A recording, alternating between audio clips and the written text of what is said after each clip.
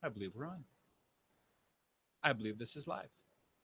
Welcome to Ask Away Thursday. I know. It says Friday. We're working on a change of logo because I'm on the road speaking so often through the year on weekends. It's just not worth it to keep going back and forth between Thursday and Friday. So, welcome to our live webinar. For those visiting on the YouTubes, we are opening the door here for a special kind of sideways view at what we do inside Coffin Nation, which we're going to be opening the doors to, which is a membership site.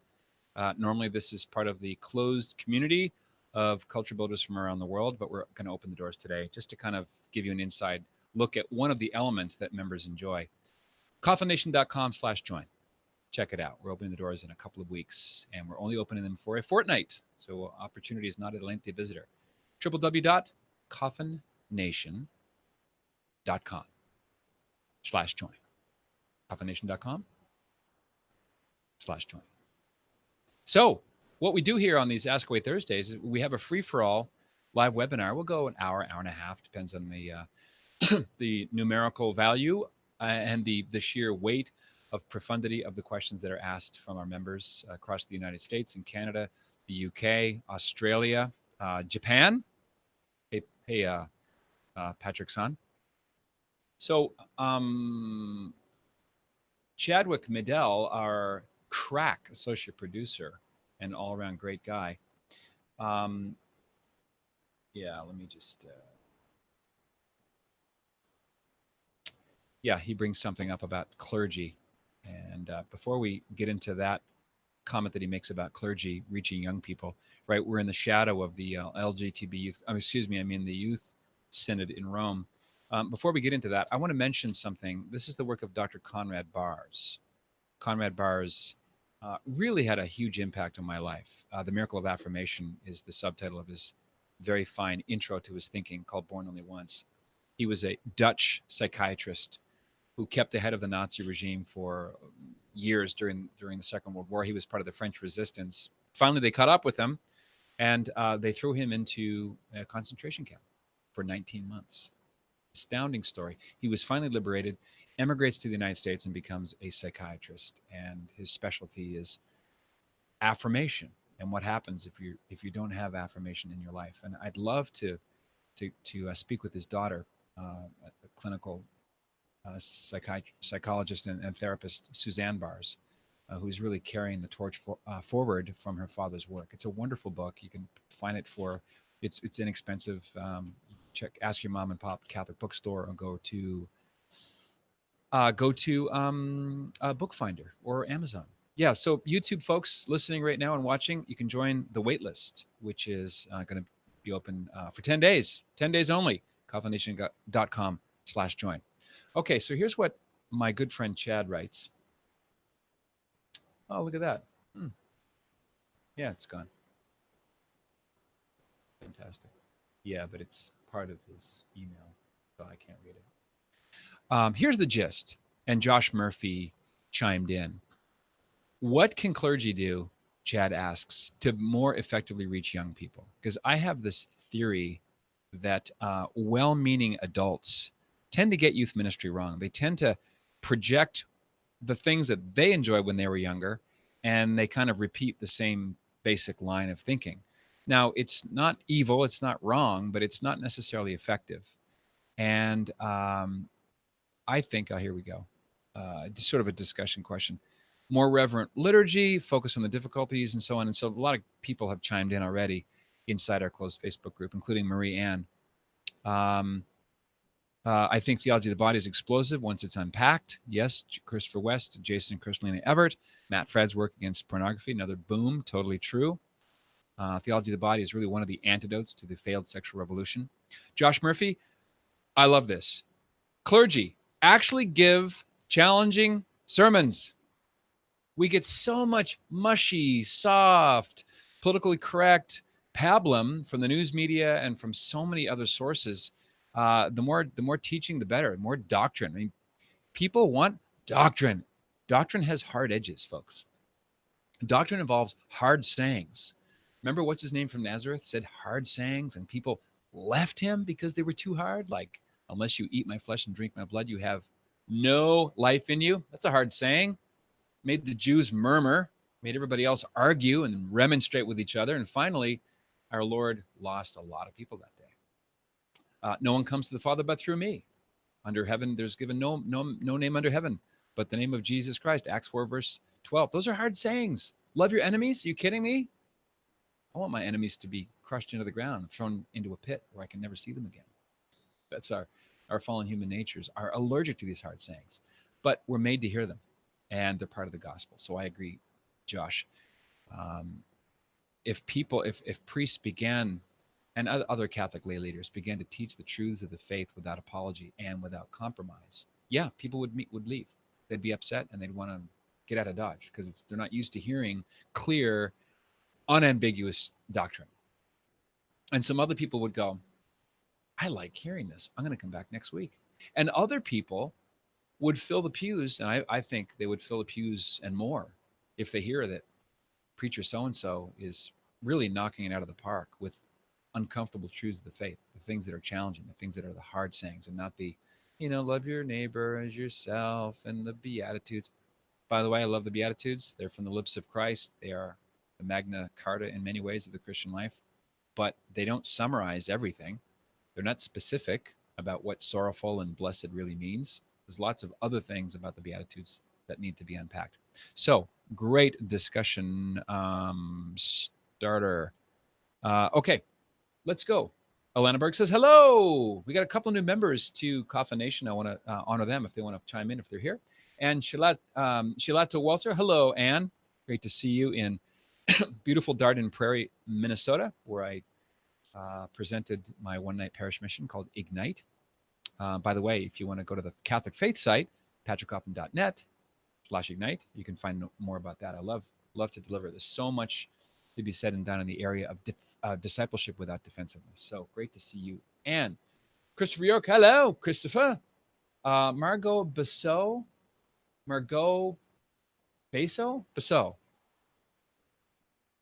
Vaguely familiar. Alfonso Sanchez, what? Fonz, great to see you, brother. By the way, got your Marco Polo. Just haven't watched it yet. Paco Fernandez, there's another new member. Hello, Paco. Margot just wants the truth. You can't handle the truth. Wouldn't that be great in a movie? That's got a movie ring to it, doesn't it? You can handle the truth. Mark McElrath, what's up, Mark?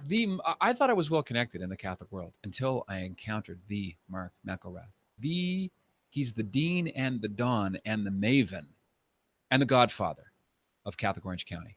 There's no peer. There's no second place. And nationwide besides that. Great to see you, Mark. Yes, Fonz got the pivotal players from Bishop Barron, Augustine, St. Benedict edition. I have not seen the pivotal players series, so I really don't know. I think Bishop Barron is one of the premier communicators of the faith. He's an exceptionally busy guy.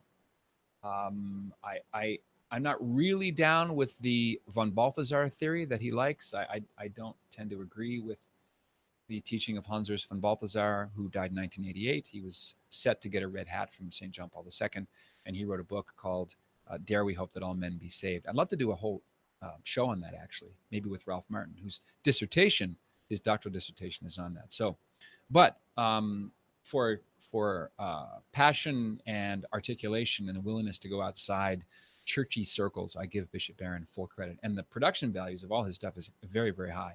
I'm sure the pivotal players, looking at the various Catholic leaders in history who've been sort of the hinge from one era to another, who've offered special insights and graces to the church when we need them. I'm sure they're great. So thanks for letting that out of the bag. And Walter says, at the synod, they seem to think that youth are into the bishop's hippie days. Yeah, that's what I'm saying.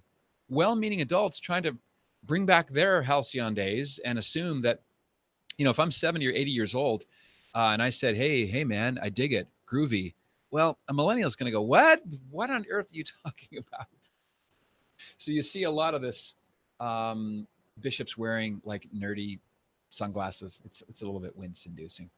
I think millennials, like everybody else, want to hear the truth. They don't want varnish on it. They don't want a happy smiley face. And they certainly don't want rainbow striped design crosses.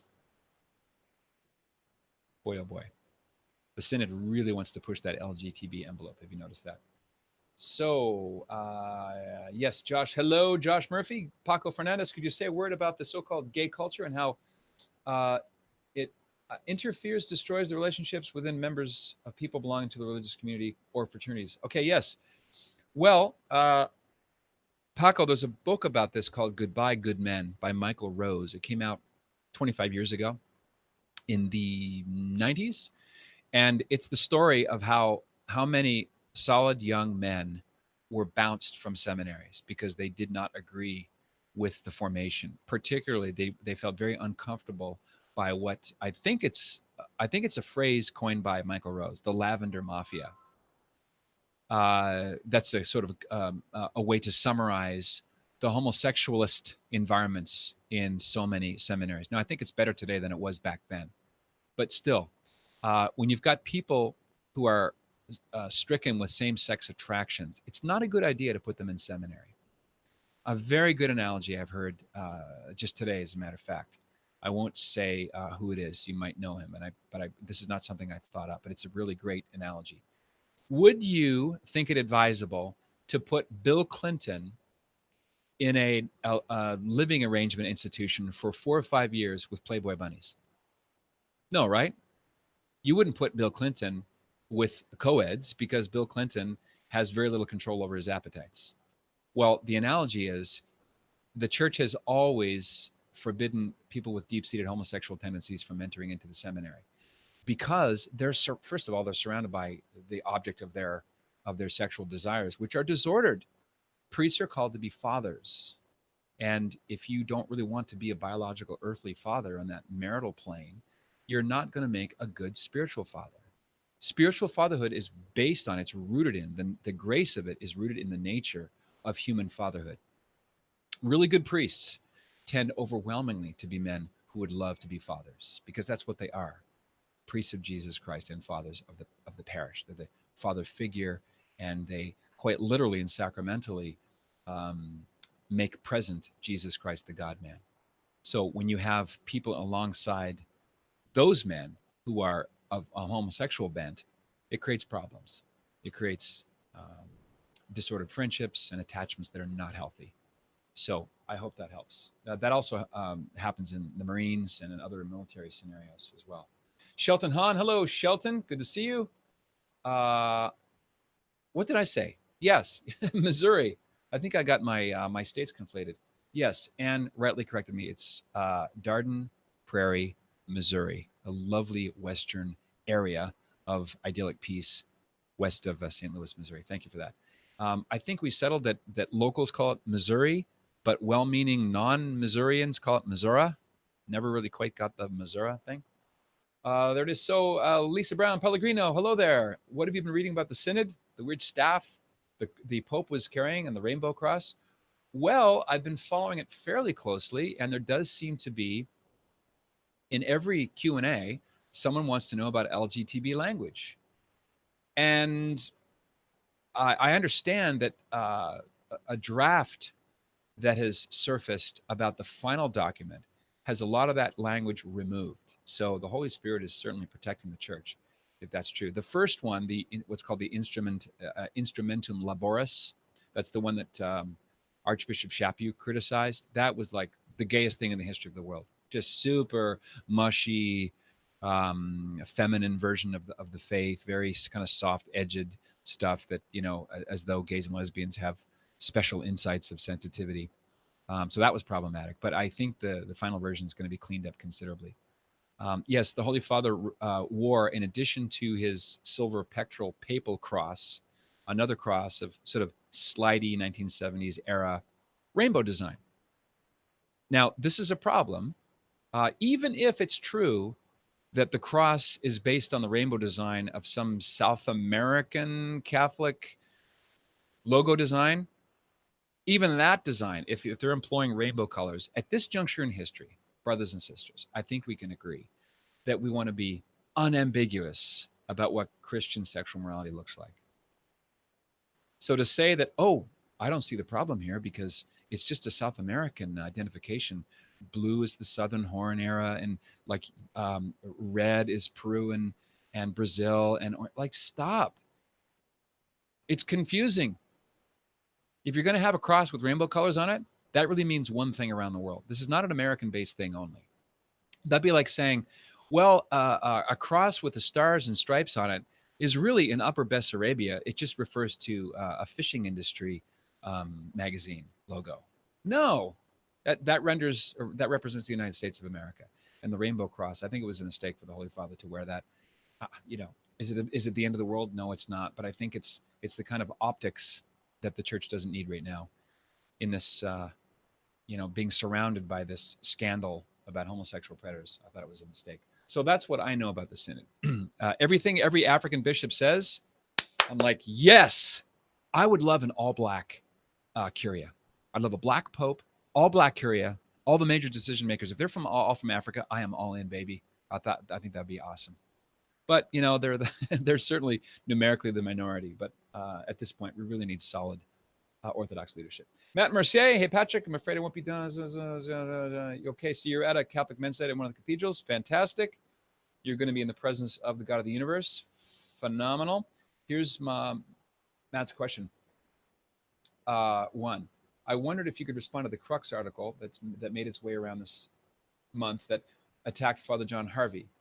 The article was written by a group of spiritual friendship people who are these are folks who have same-sex attraction, who believe that one can be in a pseudo marriage with no sex with another person who is also same-sex attracted of the same sex. The article was discussed in a blog post by Rod Dreher over at the American Conservative blog, as well. Leon Pottles and I missed this whole dust up, by the way. Yeah, so now we're getting all right, so spiritual friendship is, I think, a dumb idea. It's this ideal put across by homosexuals who say that they're gay and Catholic, like Steve Gershom and Eve Tushnet and Ron Belgau and Joshua Gonnerman and I forget who the other people were. But I'm not surprised that Crux have published it. Crux is a very gay-friendly online journal. Okay, I'll just say that. Father John Harvey is the founder of Courage, along with servant of God, Cardinal Terence Cook. He was very, very much concerned with men and women with same-sex attraction, writes a lot about sexual addiction and masturbation and loneliness and how people tend to flee into disordered sexuality when they're hungry, anxious, lonely, tired. A lot of really brilliant insights. And he was a full-on Catholic, the late Father Harvey. And so I'm not surprised that someone would take a swing at him, even though he's dead. I mean, he can't defend himself. But there it is. So I didn't see the rest of the dust up. I think Rod Dreher is doing a great job as an ex-Catholic. We need to pray Rod back in the church. He's out there in Russian Orthodox land, but he's done great work on this scandal lately. Yes, Lee Pottle's book, Sacrilege, which came out in 2008, which was last week's guest. No one believed him. Conservatives didn't like the book because they don't want to talk about this stuff. They want things to be just hunky-dory, and there's a couple of liberal, super left, gay activists, but don't go after our good guys. Don't you suggest that Bishop so-and-so, whom I've adored for years, is in any way turning a blind eye. Leon Pottle's book, Sacrilege, it just tells the truth on every single page of how universal it is. That yes, a minority, but still something that occurs in virtually every diocese that he looked at, in the States, in Canada, and around the world, have this willingness to move around predators. And by the way, as you know, it's not a pedophile priest crisis. It's a homosexual predator crisis. Even the bishop's own underwritten John Jay report, which studied the phenomena from 1950 to 2002, found that 81% of the victims were teen boys or post-pubescent boys, not kids. We're not talking child rapists. We're talking about homosexuals who like teen boys. So it's adult male with teen boy male victims. So that's what it is. And that's why Lee's book is so important. And I hope it gets what it deserves, which is a new wide readership. So,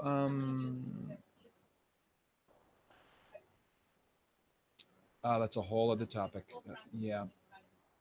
Oh, yes. The other thing is, yes, I believe that was, yeah, Lisa, thank you. The, where do I start? The Holy Father was given by someone, I don't know who, a three-pronged cross. Very weird, very like something that you would find in a hip uh, suburban parish trying to be so cutting edge artsy. It looks like a Wiccan stang. Google this word, Stang, a stang. It's fat. It looks like it was like drawn from a fat twig tree near Stonehenge. Looks totally weird. It's not a crucifix. Lola, Lola is asking that on YouTube. So yeah, yeah. So but Lisa Brown Pellegrino also asked the exact same question. I can't hear you. Okay. So yeah, I hope that's a help. I don't know. I don't know why we can't just have a simple crucifix. Maybe maybe when John Paul II used that curved design, remember he used to hold that silver crucifix, kind of a short cross beam, and it was curved. You can see that in logos now and again. Maybe that started it. Maybe uh, Pope Francis feels, equipped or validated to go even more crazy. But I was not crazy about that. I was like weird. Like, why isn't Christ on the cross enough for a crozier, or at least something that's obviously designed for shepherds? Remember what shepherds do, right? Jesus Christ is the shepherd. Pastores is the Latin word for shepherd.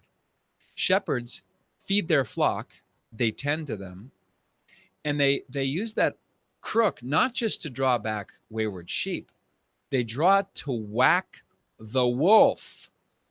It's a twofold purpose. Shepherds lay down their life for the sheep, yes, and they defend, they protect against the wolf, because the wolf wants to use the sheep as wolf breakfast, Purina wolf chow. And by the way, we're the sheep. We're the sheep. Jesus is the shepherd, the good shepherd, invisibly speaking. He rules from heaven. And thank you, by the way, Lola, for your donation. I'm happy that you're here. Stop by anytime. At this point, I want to mention the website of Coffin Nation, which is normally this is a private thing. We're putting it on YouTube just as a kind of a sample. Join the waiting list at Coffin Nation. CoffinNation.com/join. Or you can just go to CoffinNation.com. You can see the trailer there. I look very beautiful in it. Don't hate me because I'm beautiful. CoffinNation.com. Okay, back to your questions. Yeah, so the wolf is Satan. And yep, said that. The wolf is Satan, and Jesus is the good shepherd. But the Pope is meant to be Jesus on earth. He's the vicar of Christ. As St. Peter was the first vicar of Christ, the first pontiff, bridge builder, shepherd. So we need our shepherds, priests, and bishops, cardinals, and popes to be like Jesus. And Jesus doesn't just say nice things and do nice things. He does things that require courage because they have to do with conflict and they have to do with warfare. So shepherds not only feed, they also protect. I think it's an important insight and one that's kind of lost. Someone asked me about Ireland, and I'd like to. Oh, one more thing here. Yeah, pagan staff. Yeah, already. Oh, Lola's also asking about the demographic crisis of Ireland. You might want to check out my interview with John Waters, Lola. Go to patrickhoffman.media and just look up John Waters. He's formerly, well, put it this way. John is one of my favorite writers. He writes regularly for First Things. He's a novelist, and he's the chronicler of the rock band U2, who've just proven to be such a big disappointment. He also shares a daughter with Sinead O'Connor, who just today announced I saw she's becoming a Muslim. So Ireland needs a lot of prayers. John has a new book on Ireland and what happened. But my interview with him from a few months ago, in fact, it was May, had to do with the disastrous referendum on abortion, where 64% of Irish people said, yes, we want fewer Irish. We want the right to kill babies. So you can do whatever you want. They're a Catholic church. And by the way, the church did nothing to stop this. But we're going to have abortion, darn it. And they did. So John Waters is the man. I think he's the go-to guy to explain what happened to Irish culture. Irish, you know what the Irish want to do? They want to become Americans. And I don't mean Christian America. I mean secular America. They want the full liberation, license, permission to do whatever they want. They don't understand that to be happy and to have social order, it's not that you want to do what you want, it's that you do what you ought. So it's not tyranny, it's not communism, it's also not license and chaos. It's Christian, which means doing what you ought. That's what Ireland has defected from, and you know the snakes are already begun to slither back into Ireland. Margot mentions that Bishop Barron did a pivotal players on Sheen this past summer. That will be interesting to see that. Bishop Barron is the first sitting bishop to be on secular TV after Bishop Sheen. Josh asks, why did Bishop Barron not mention that the synod was a promotion for the Lavender Mafia? I don't know. You can contact him. I don't remember him mentioning that at all. But I do know that people who cover the Vatican, from Sandro Magister to Ed Penton, who's also been on my show, have said this thing crops up in just about every Q&A. The language of LGTB appeared in the first draft, the Instrumentum Laboris. I watched Cardinal Tagla, Chito Tagla of the Philippines, answer a question by Ed Penton just yesterday, where he said, you know, have you discussed this, the fact that Christian morality is almost absent from the Youth Synod in the official documents? Lots on pastoral stuff, lots on, you know, reaching out to this, that, and the other small interest group. But the idea of Christian morality, what do you say? You know, like what's your word in response to the Universal Church? And Cardinal Tagla just said, well, our group discussed it. This is strange. So I don't know. You'd have to ask Bishop Barron about that, Josh. Luis, I don't recommend Malachi Martin's book. Luis, is that on YouTube? Yeah, Luis. Malachi Martin was a Jesuit who was laicized. He was some kind of secretary or assistant to Pope John the 23rd. There's a lot of baggage with former Father Martin. Robert Blair Kaiser wrote a book called Clerical Error, in which he says that in Rome, Father Martin seduced his wife. I don't know if that's true, but he committed to it in a book. He was a Time magazine correspondent at the Second Vatican Council.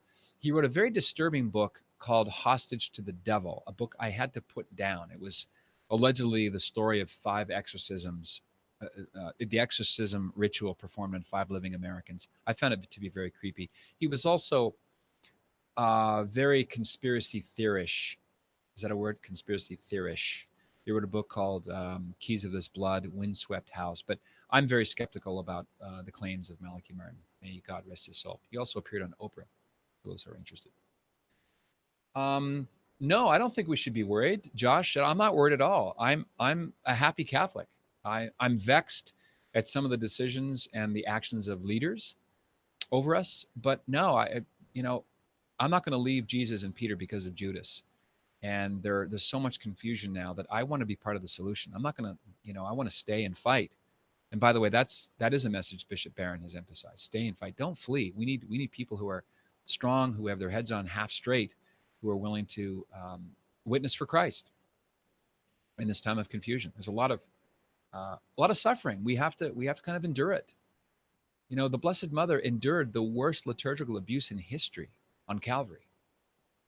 So we have to stay in the shadow of the cross and be with our Lord and ask him to help us. It's like the Jerry Maguire movement. Lord, help me help you redeem the world by my having a share in your perfect sacrifice. Yes, so Brennan says, yes. So anyway, short answer, Josh, no, I would not be worried. Christ is protecting his church. The Pope's infallibility is a very limited, narrow set of parameters, and we should have confidence that Christ has not abandoned his church. He may be asleep, Our Lord may be asleep in the boat. Sometimes it feels that way, doesn't it? But Jesus asleep in the boat is enough for us. Why? Because it's Jesus. I'd rather have Jesus with me asleep than the world's best, most exciting, charismatic teacher just giving his own opinions. Plus, remember what the attitude of our Lord was at the disciples when they, were despairing. Lord, can you see the waves? He rebuked them. So let's stay unrebuked, shall we? Okay, I'm just going to avoid further issues about Bishop Barron. You guys can take it up with him. He's, he's got his own media platform, but I think I want to move on to other questions. Close family member, this is Brendan Bergeron. Got an undergrad degree and flirted with seminary so as to spend a few weeks there in discernment. 6 months later, he had completely adopted a gay identity and promiscuous lifestyle. I prayed for his future, but I'm glad he didn't get too far in pursuit of the priesthood. Yeah, sorry to hear that, Brendan. That's a very sad story. And, it's hard to know which is the cause and which is the effect. Obviously, I don't know who you're referring to personally, but it seems that his attractions were validated and maybe amplified by being in the seminary environment. I don't know which seminary; it's none of my business, and please you don't even have to disclose it. But that's very sad. Also good that he's not going to pursue the priesthood, because that would have been a disaster for his people, but most of all for him. Caroline, hello. Archbishop Chaput bravely spoke. Yes, he did. Archbishop Chaput. And remember, if you want to segue a little bit to the Archbishop Vigano third letter, I'm not sure if you read that. Can you look up the Archbishop Vigano's third letter? We can post it. In his first letter, Archbishop Vigano says that he told Archbishop Vigano, Pope Francis told him not to be like the American bishops who are ideologues. And he pointed out as an example the right-wing Archbishop of Philadelphia. So the Pope is referring to Archbishop Chaput. Yeah, that's good. That's fine. That's by Monsignor Pope.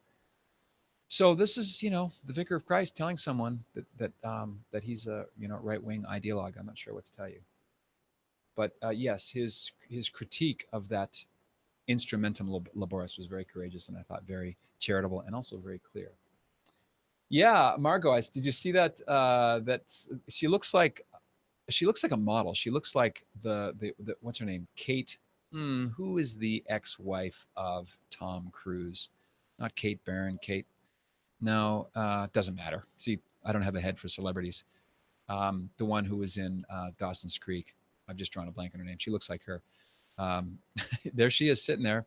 I guess you had to invite her to, I don't know, offset all that androgen in the air. I'm not sure, but I did notice that too. Yeah, if you want to scroll down for the latest, I've just posted, Marilyn posted the letter it's an article by Monsignor Pope, who, by the way, was this month's, last month's Transform You guest, talking about how to stay sane in a crazy, how to stay sane in a Catholicism that seems kind of insane at times. Let's go back up. Lamar Sulaka. Caroline, I want to make sure we're there. Boy, oh boy, oh boy. I'm way, way behind here. Yeah, down though. Okay, let's get back on track. No. Yes, Caroline. Yes, Margot. This is the Protestant cleric. If it is socialism, this attack on the family and shaming Catholics and other Christians. Yes, socialism is part of it. Catholics cannot be Catholic and true socialists, okay? Catholicism and socialism are not compatible.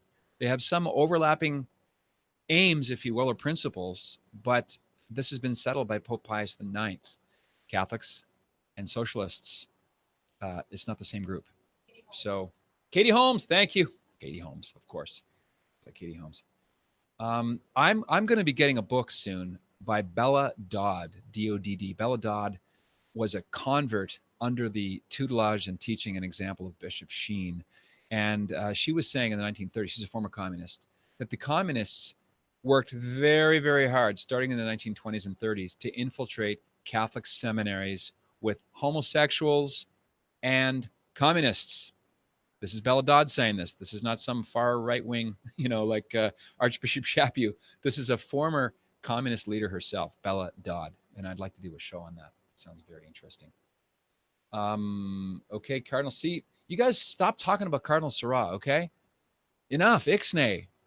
I say this because there's an old saying.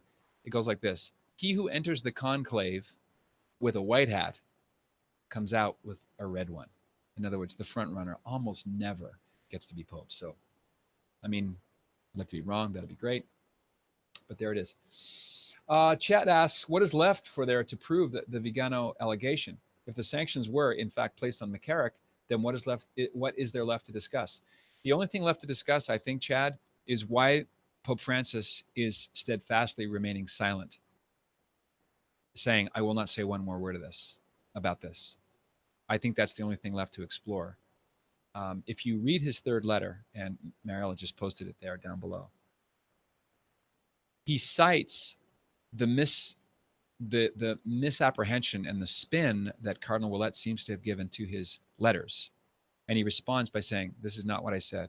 On the contrary, here's what I said. He basically summarizes the exact same content over and over and over again. So I thought that Archbishop Vigano's letter sounded biblical, prophetic, clear, and he brought in something most Catholics never think about, and that is the four last things: death, judgment, heaven, hell. He says essentially, look, I'm going to go meet the just judge. He's 77 years old. He had nothing to gain from writing this letter and then responding again to Cardinal Ouellet's public criticism of it. So I think what we need to do is pray for the Pope that he might say something, give us guidance, tell us that Archbishop Vigano is clinically insane and produce documents that prove it, or repent and say, he's right. There were restrictions. You can call them sanctions. You can call them mandates. You can call them whatever you want. There were restrictions placed on Archbishop McCarrick by Pope Benedict XVI, and they were ignored. They were overturned. We know this. If you watch then Cardinal McCarrick at the 2015 Villanova University speech, which is the last time I checked, still available on YouTube, he talks about being part of the conclave and about his travels and so on. Clearly, Pope Francis did not agree with these sanctions. And if what Archbishop Vigano says is true, he said, hey, basically kind of crowing about it, I've been rehabilitated, being sent to China. Well, look what happened with China. The Chinese communists now get to pick Catholic bishops. None other than Cardinal Zen did you love that name? Cardinal Zen of Hong Kong wrote an op-ed piece in the New York Times about this. Very interesting read. Joey, thank you very much. My thoughts on Mass in the Extraordinary Form. I love it. It's one of the great legacies of Pope Benedict XVI, the Summorum Pontificum, which allowed universal use of the extraordinary form, otherwise known as the traditional Latin Mass of 1962. Our parish celebrates it on Sundays. I don't get to it every single Sunday, but most of the Latin Mass going Catholics that I know are vintage, beautiful, down-to-earth, solid Catholics. So I'm a big fan. I'd love to have it. In fact, tell me what you think of this, Coffin Nation. What do you think about tagline, more Latin, please? There's another good conversation starter. So you asked, I answered. That's a fan. I'm a fan. Anne says, I heard the rainbow design could also be a reference to Noah. It could be, but it's not. Noah was robbed. Yeah, you can't get that toothpaste back in the tube. It's like if a priest preaches about the Madonna, what do 2 generations of young people think? Oh, like a virgin, the singer, Madonna. Gay is another word. You can't use the word gay anymore. Even in the Christmas song, right? The carol, don we now our gay apparel, fa la la. So that is a semantic shift that has been widespread and extreme. Let's say it, very, very effective in controlling what language we're supposed to use and not use. So yeah. I remember when Obergefell Hodges was decided in 2015. I tweeted out, God called. He wants his rainbow back. So yeah, rainbow is a beautiful biblical. Think of it. The rainbow is the sign that God will never abandon his people, and he'll never flood the earth again. So it's just such a beautiful, rich sign. I love seeing rainbows, especially double ones. Ever see a double rainbow to the horizon? It's phenomenal. And also, lots more in Vigano's testimony besides McCarrick. Yeah, that's true. Um, Cardinal Tobin, Cardinal Farrell, Cardinal Supich, and Bishop McElroy of San Diego. These are all men who were listed in Vigano's letter as having been personally picked by Pope Francis. So they went around the normal, what's called the Terna procedure or the Terna protocol. Terna means three, Terna. Normally, three candidates are picked by local Catholics, given to the nuncio, and the nuncio presents it to the Holy Father, and he picks one. Well, those guys were handpicked according to Archbishop Vigano. As I say, my view is he sounds legit. The bishops and archbishops and cardinals who've backed him, who said, look, this guy's got a sterling reputation. He's honest. He's fair-minded. He loves Jesus and the church. He has nothing to gain for saying all this. And he's been really consistent in his replies. So there it is. Yeah, I don't have any comment on Jason Jones. I mean, people are gonna, I don't know, go after Jason on, I think he's on Facebook. He wants to disband the US UCCB, lack of leadership. I will say this about the USCCB. The United States Conference of Catholic Bishops have no authoritative punch. National conferences of bishops are not authoritative. How do we know this? Because then Cardinal Ratzinger, the prefect of the Congregation for the Doctrine of the Faith, said so. They're human institutions. They were created at the Second Vatican Council. They seem to loom large in people's imagination, but true Catholic authority resides obviously first in the truth himself, Jesus Christ, and in the Pope and the bishops singly united with the Pope. That is the source of Catholic authority. Not national conferences. These guys churn out things every year. Canadian bishops did the same thing in September 1968. It's called the Winnipeg Statement. It was a complete disaster. A lot of the bishops, they'll crank out documents having to do with the economy and migration and the environment and plastics and everything else. I don't recommend you spend a lot of time reading them. Are they helpful? Sometimes they are. I'm not going to go ahead and say we should just disband it. Seems to be a bit over the top. But so that's that. I don't want to, cross fertilize or talk about other people. Already did that somewhat much with Bishop Barron. So yeah, YouTube comments. Yeah, well, YouTube is the great Wild West, Margot. You have to understand that. And I have a what's it called? A James Brown moment where an assignment someone should come over and remember they would do that and they would prop him up and he would sing 5 more songs. Truly, YouTube is the great Wild West, and God bless him. A little moment of prayer for people on YouTube who hate my guts. Amen. Bless them, Lord. You died for them too. Caroline Neasley says, around the times of Vatican II, modern art was always chosen over a beautiful Catholic sacred art. Yes, it was. That's very true. I'm going to be devoting a show to church architecture. And I've got a great architect. Actually, I got two I could think of to bring on as guests. There was a document that came out in I believe 1978. Again, by a subcommittee of the U.S. Catholic bishops. It's called Art. I think it's called Art and Environment. This is where the term worship space was coined. A lot of the art is just bad. It's just ugly. It does not inspire. It's like that stang, like that New Age Lord of the Rings stang that the Holy Father used at World Youth or at the LGTB Synod. The Youth Synod in Rome. So I agree with you.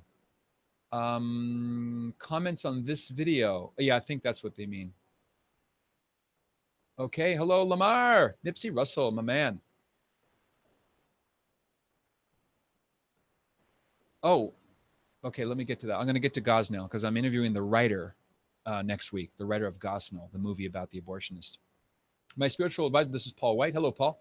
Many years ago, knew from personal experience that sheep are the dumbest of all animals. They don't know how to come out of the rain, and they're apt to wander off. He went on to add that we are sheep. We are most in need of a shepherd. Yeah, that's totally true. At Madonna House in Combermere, Ontario, I don't know if they still do, but they used to have seminarians stay there, and they would be shepherds. They had a field of sheep, and your job was to keep these sheep together, and they are dumb. Sheep, that's a very good point, Paul. Your spiritual director is very wise. Sheep do not know how many O's there are in stupid. Okay? Perfect analogy from Christ our Lord about who we really are and how badly we need him and our shepherds. Hello, Maria Quinn. Yeah, when you wish upon a star, makes no difference who you are. That would be yeah, I talked about that. That was a line from Jiminy Cricket sings that, doesn't he? At Pinocchio? Hmm. The Gospel according to Pinocchio. Pinocchio is, excuse me, Jiminy Cricket. Yeah, Jiminy Cricket is kind of like our modern theologians. Just, follow your conscience, grab your sincerity and slide. And look where that got us. Okay, so there is the Vigano letter by our Monsignor Pope. I knew something was wrong when the Holy Father called Archbishop right wing. Yes, yes, yes. Holmes, yeah. Whoa, whoa, whoa. Katie Holmes, thank you. I heard Bella Dodd, so I want to get caught up here. Yes. I'm glad you asked, Lamar, about the Gosnell movie. So let me fill you in. The Gosnell movie, it's just called Gosnell, Gosnell. It's the story based mostly on a book, which itself is based on court transcripts and news stories about a butcher named Kermit Gosnell. Dr. Kermit Gosnell was America's, and is to this day, in terms of numbers, the biggest serial killer in America. And the movie is about him getting busted and the disgusting, horrific condition of his abortuary in Philadelphia. It's a very disturbing movie, although it's not rated R. I don't remember any potty words. There's no like blood, guts, gore. It's not gross in that way. It's just kind of creepy and atmospheric.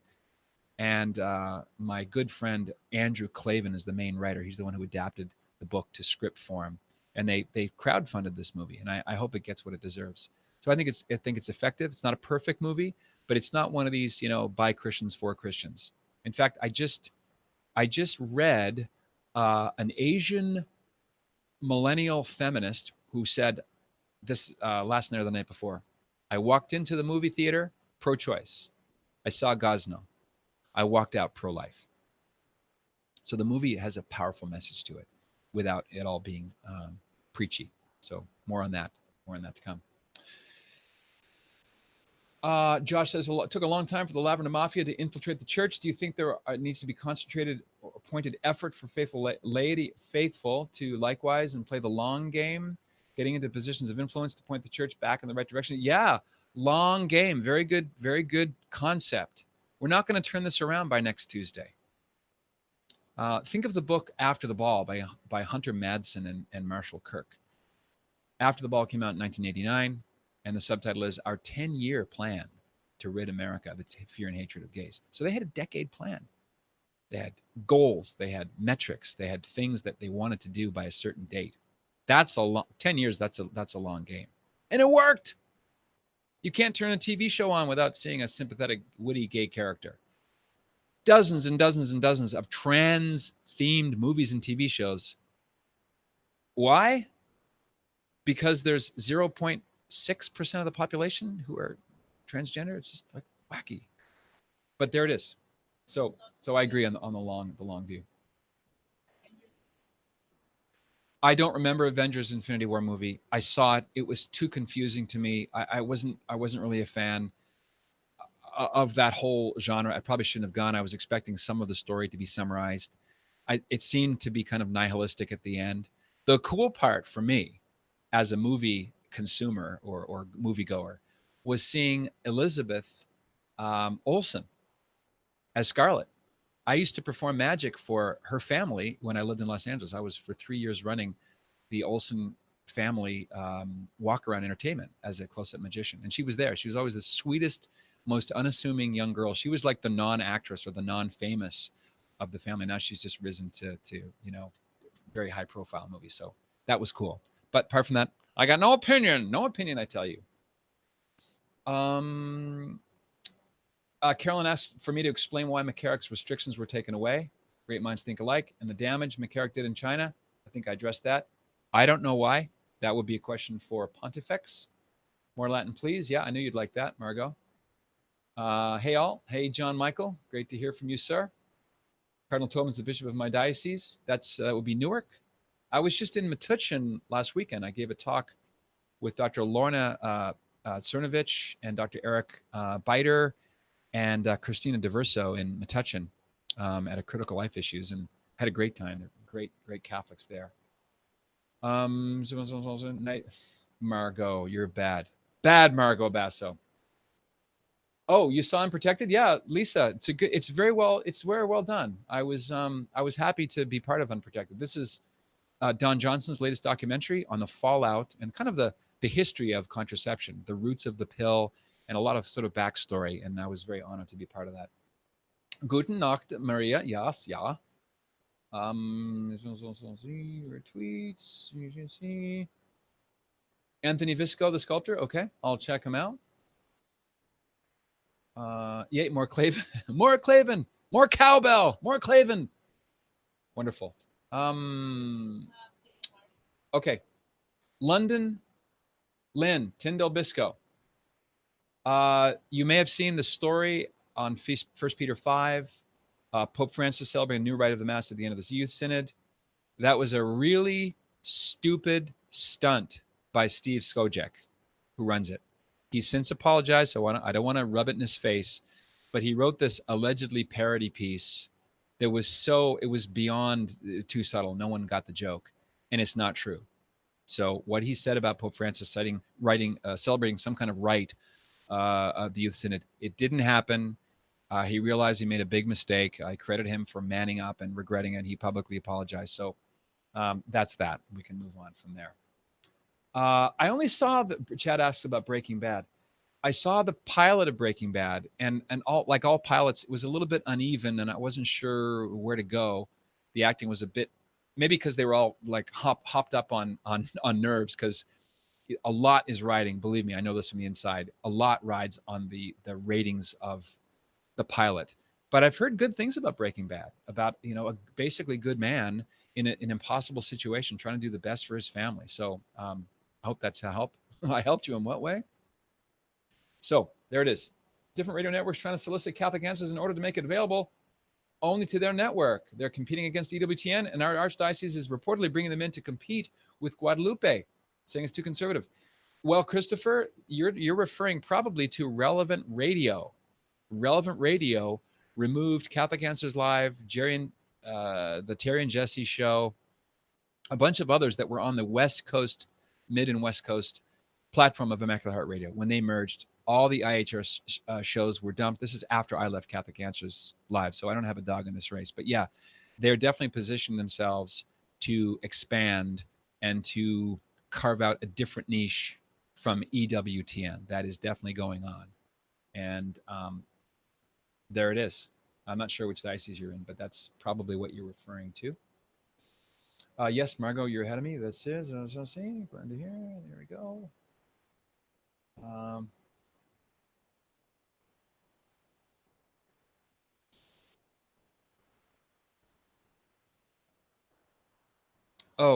Is that on YouTube? Yeah, Jake is asking about Archbishop Bunini. Bunini was he's reported to be a Mason. He was one of the undersecretaries during Vatican II, and he's credited with being one of the architects of the new Mass, the Novus Ordo Missae, which came out in 1969 under Pope Paul VI, recently canonized, by the way. The Second Vatican Council did not call for a new Mass. So this is why it's called the Novus Ordo Missae. It's the new order of the Mass, or otherwise also known as the Mass of Paul VI. The first English translations were not very good. They govern my upbringing. They're not sturdy, faithful translations to the original Latin.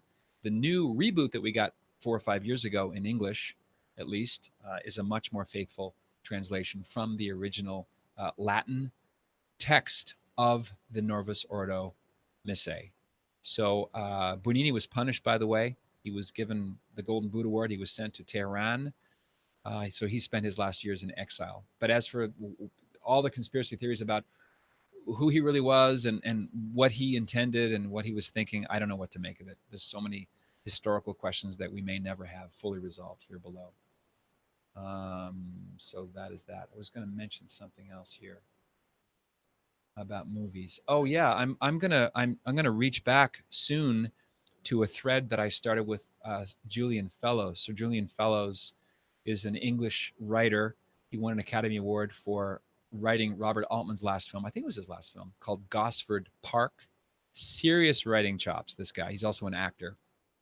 So Julian Fellowes is also a Catholic of a certain kind. I haven't talked to him yet about that. He's also a member of the House of Lords, so he's Sir Julian Fellowes, and he's best known for creating and writing every episode of Downton Abbey. Chad mentioned Breaking Bad, which is very bingeable, I hear.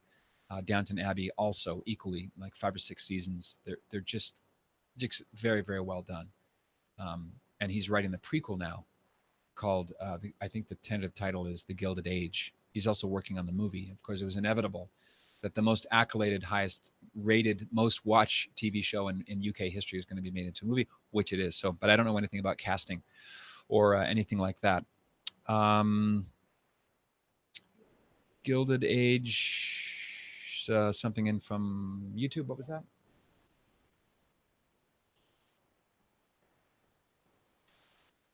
Yeah, with the attorneys general grand jury reports, the investigations that are going on, that's a question mark. I don't know if that's going to create a precedent or not. I mean, certainly in the short term, it's creating a precedent because more and more archdioceses and dioceses are being investigated by the criminal wing of the state, the AG office. I don't know if that's going to create future interference from Caesar into the realm of the church. I don't know the answer to that. I always recommend to people not to succumb to moral panic.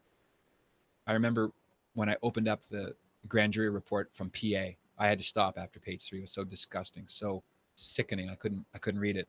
I knew I would start bawling if I kept going. It was so painful to read. But I was pondering what a grand jury report exists for, and they're launched, they're held to secure indictments. They hear evidence, and they only got 2, if memory serves, 2 out of 301 accusations. Most of them, I think 70%, 60 or 70% of the priests accused are dead. And it goes back 7 decades, 70 years in the past. The vast majority of incidents are happened a generation ago. So another way to put that is to say that 299 descriptions of accusations were leveled without sufficient evidence to go to trial. We don't know fact from fancy about this grand jury report from PA. We don't know about it because it never saw the light of day. It was never cross-examined. Now, my personal belief is that no examples, no incidences are too many of a minor being abused by an adult, especially a Catholic priest. But it doesn't mean that every single line of a grand jury report contains accurate information. I just want to throw that out there. There is such a thing as priests being falsely accused. That actually might make a good show topic down the road.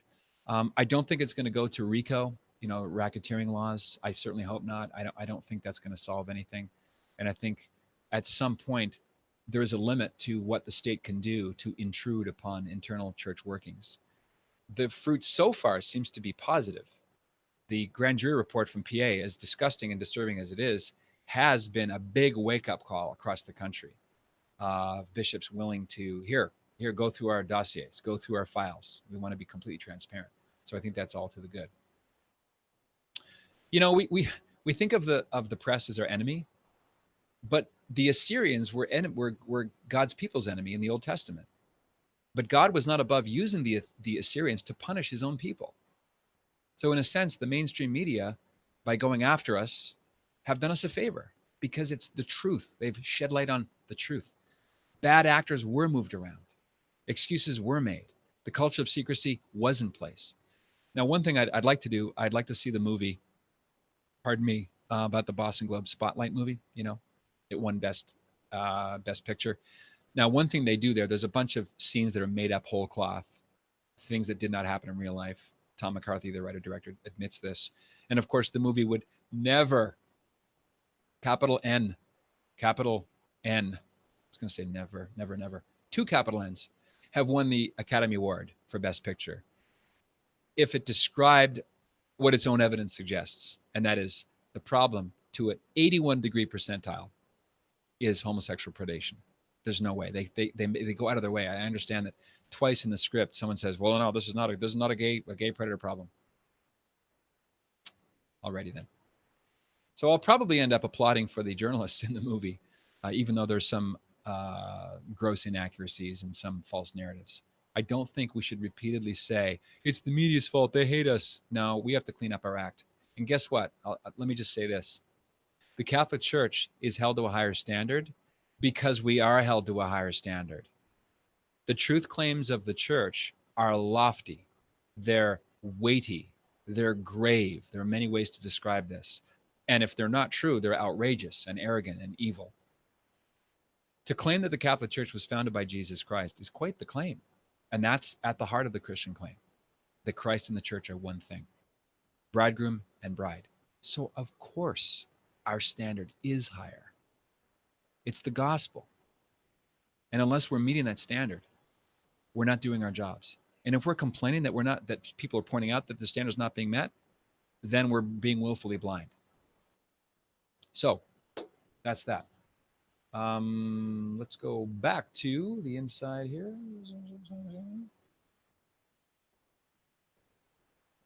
I don't think Catholic Answers Live, Margot, is going to be going anywhere. It's whenever I traveled, when I hosted the show, station managers invariably would come up to me and say, "Your show is the by far the favorite show on our roster." It's a unique format where people can call up and get their questions answered on the spot by an expert. So I think it's, I think that would be a really big mistake. I don't see EWTN doing that. Paul White mentions Dr. David Anders. Yeah, Dr. David Anders, he's just fantastic. I love that man. He's so wise and so charitable.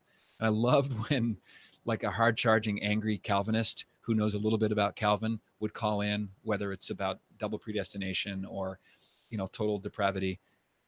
David would just, well, thank you so much for the call. It's an excellent question. And you would just blast away in a fact-based presentation that just destroys the guy's premise and his foundations. And David actually would have an even more aggressive version, a more accurate version of the same objection from his own background, having a PhD in the theology of John Calvin. So he's a very effective guy, one of my favorite guests through the years.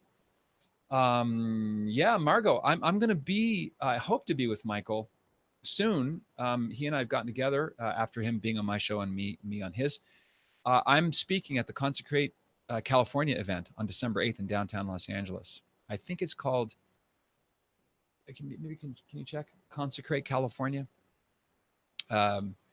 Jesse Romero, Tim Staples, Jackie Francois Angel.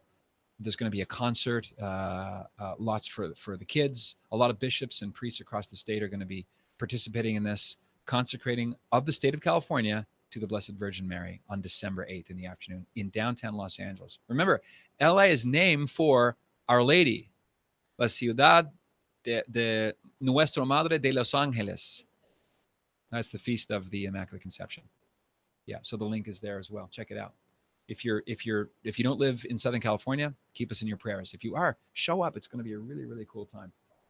And it's free. You just walk up and do it. Chadwick, why do some good Catholics seem hesitant to discuss the sex abuse crisis? Is it a type of tribalism, or if it's just too painful for people to discuss? It's embarrassing, Chad. It's an embarrassing, shameful thing that a Catholic priest that we're supposed to instinctively look up to and send our kids to and admire would take advantage of that. So I think it's that, maybe tribalism. They just would rather have a false certainty than a true uncertainty. And we can talk all day about, public school teachers they're way worse. We can't get into that game. That's like whataboutism, right? Oh, what about this guy? What about that guy? It might be true, but it's not much of an argument when we're talking about the standards that we rightly hold our priests to. Angelato Walter, David Anders, Catholic Church Saves My Marriage. Definitely want to talk to him about that. That sounds like a great book. Oh yeah, I'd have Taylor Marshall, sure. What should I have Taylor Marshall on? Let me do some beta testing here with my listeners.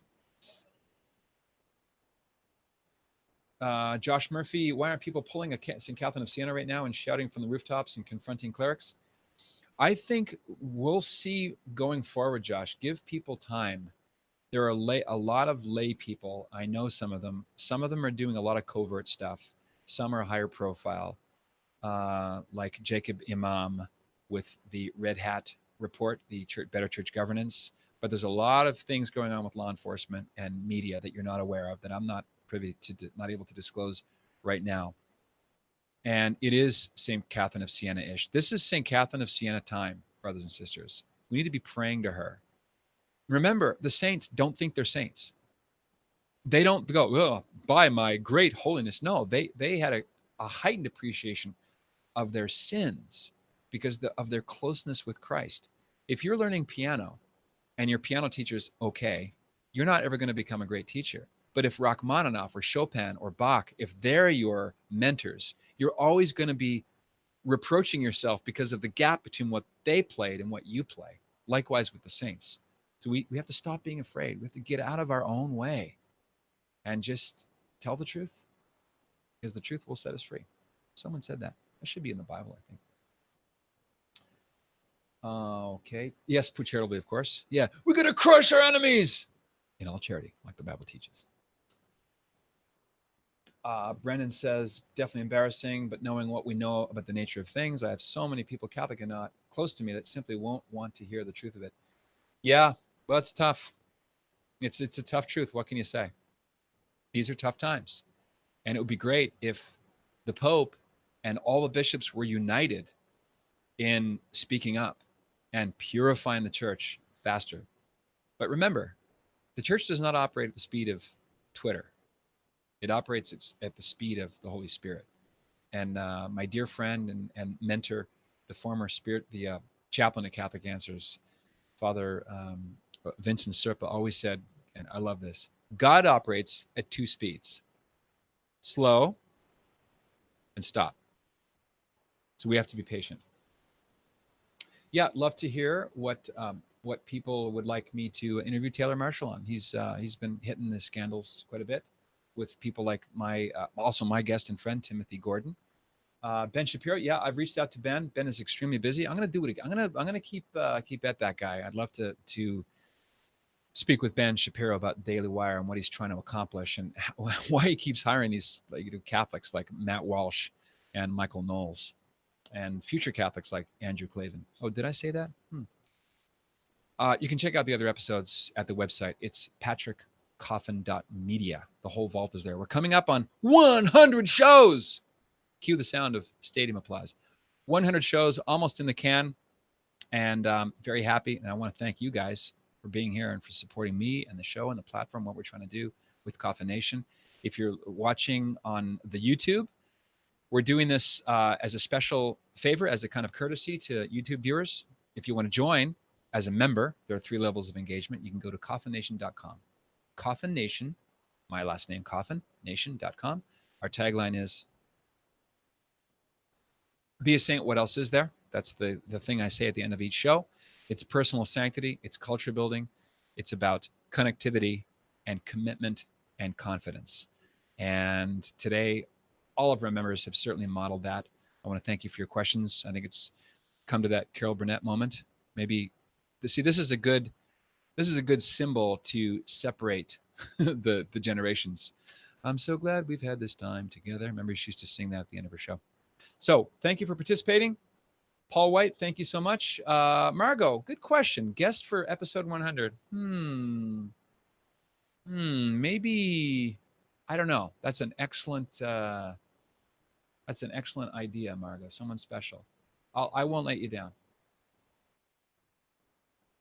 Yeah. Okay. So Josh says, interview Taylor Marshall about the practical things that lady can do besides just writing letters and praying. I feel like y'all could do some gnarly brainstorming. Yeah, good. I'm in touch with Taylor. He's an effective teacher, and that's all. Bring that to. I'll bring that into the Congress. Very good idea, Josh. Christopher York, seems like there are two camps. One, which seems to be at the heart of the scandal, pushing for accompaniment. The other is pushing for conversion. Yep, that's one way to summarize it. Paul White, my spiritual advisor, would always encourage me that God may be slow but never late. Fantastic. Hello, Brad. Good to see you, sir. Jordan Peterson. Jordan is really super. He's on a world tour now. I do not anticipate being able to connect with him for interview number 5. I could be wrong about that.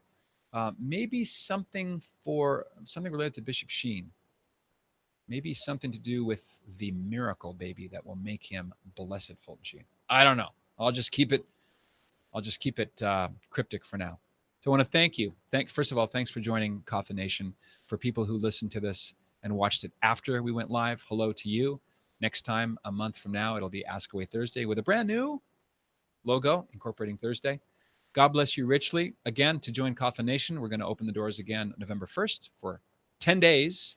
It's coffinnation.com. Check out the trailer, get on the mailing list, and get connected. Love to see you there. Once again, thank you so much. And as always, be a saint. What else is there? All right.